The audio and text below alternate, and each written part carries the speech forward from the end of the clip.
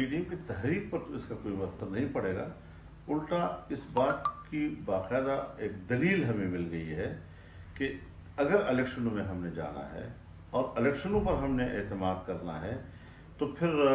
تحریک جو ہے عوام سمجھیں گے کہ یہ شاید ہمارے لیے نہیں لڑ رہے، یہ صرف اپنے ایک عہدے کے لیے لڑ رہے ہیں۔ تو میرا تو اپنا ذاتی ذہن ابتدا وقت سے ہی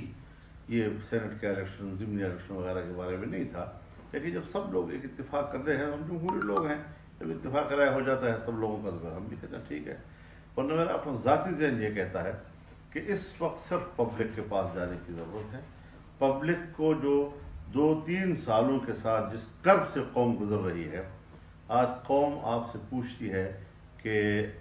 آپ میری آواز کب بنیں گے۔ ویسے ادارے یا کچھ اور بھی ساتھ نادیدہ قوتوں کے بغیر اس قسم کی انجینئرنگ نہیں ہو سکتی، لہذا اب یہ کہنا کہ جی ہمارا نام کیوں لیتے ہو اور ہم نے کب ایسا کیا ہے، اور ہمیں بھی پتہ ہے کہ اب نظر نہیں آ رہے، لیکن پبلک اب جانتی ہے کب تک ان چیزوں کو چھپایا جاتا رہے گا اور کب تک اس ذمہ داری سے عہدہ برا ہونے کی ایک کوشش کی جائے گی۔ اس طرح سے لوگ سمجھتے ہیں ساری چیزیں۔ آج کے جو الیکشن قوم نے دیکھا، بالکل میں تو کلیئر ہوں اس بات پر کہ انجینئر، اور ابتدائی میں جب پولنگ بوتھ پر کیمرے پکڑے گئے، یہ کس نے لگائے تھے، کس مقصد کے لیے لگائے گئے تھے، کیا معلوم کرنے کے لیے لگائے گئے تھے؟ ظاہر ہے کہ ممبران کے ووٹ کو چیک کرنے کے لیے کہ وہ کس کو ووٹ دے رہے ہیں، اور ان پر ایک پریشر تھا اس بات کا کہ ہم آزادانہ طور پر اپنا ووٹ استعمال نہ کر سکیں۔ لیکن پھر بھی جو نتائج سامنے آئے ہیں، مجموعی طور پر جو الیکشن کا نظام ہے یہ پہلے سے انجینئرڈ تھا، اور سمجھ میں بات نہیں آ رہی کہ جو 7 ووٹ جناب یوسف رضا گیلانی صاحب کے مسترد کیے گئے ہیں، اس کے مسترد ہونے کی وجہ کیا ہے؟ صرف اس بات پر کہ اس کے نام کے اوپر مہر لگی ہے۔ میرے خیال میں تو ہم نے تو بہت سے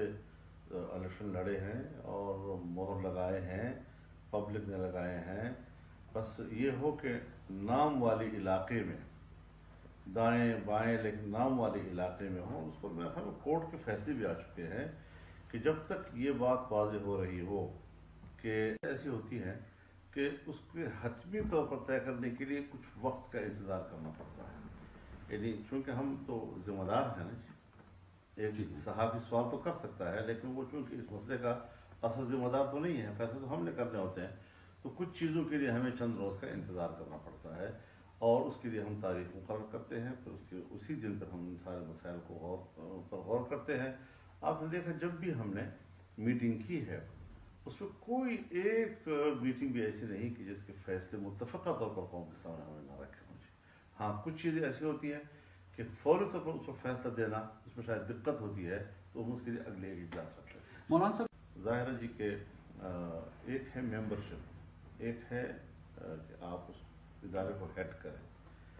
تو ایز اے چیئرمین یوسف رضا گیلانی قبول نہیں تھی،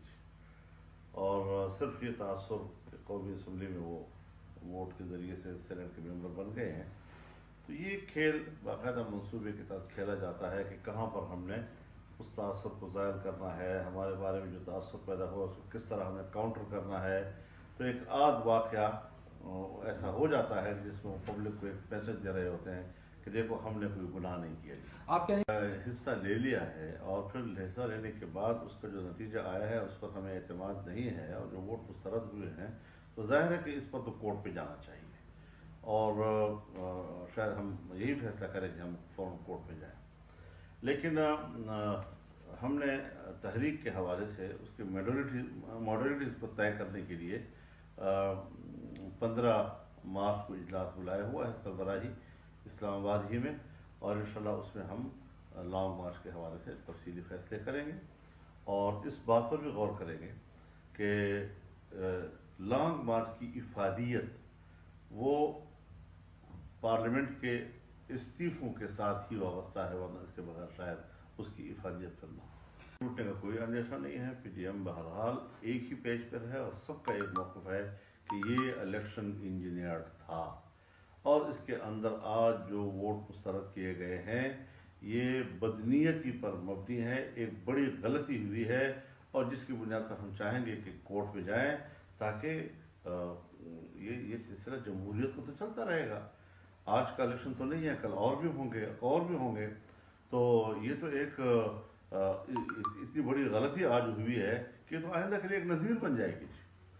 ایک دلیل بن جائے گی آئندہ کے لیے۔ تو اس لیے کورٹ کے پاس جانا اس حوالے سے بھی ضروری ہے تاکہ بات واضح ہو جائے کہ اس سے ووٹ خراب نہیں ہوتا۔ بہت کچھ اور حیدری ایک غریب آدمی ہے، اس کے مقابلے میں جو کھڑا ہے وہ ارب پتی کھرب پتی ہے، تو وہ وہاں پر شاید وہ کھیل کھیلا گیا ہوا ہے۔ تو کوئی نہ کوئی کھیل، چاہے وہ دوسرا کھیل کھیلا جائے چاہے یہ کھیل کھیلا جائے، کھیل تو کھیلے جا رہے ہیں۔ تو فون پر باتیں ہوئی، میرا رابطہ رہا ہے آصف علی زرداری صاحب کے ساتھ بھی، اور مریم نواز صاحبہ کے ساتھ بھی، مولانا غفور حیدری صاحب کے ساتھ بھی، اور یہ ساری صورتحال ہم نے ڈسکس کی ہے، اس کے بعد میں آپ کے ساتھ بات کرتا ہوں۔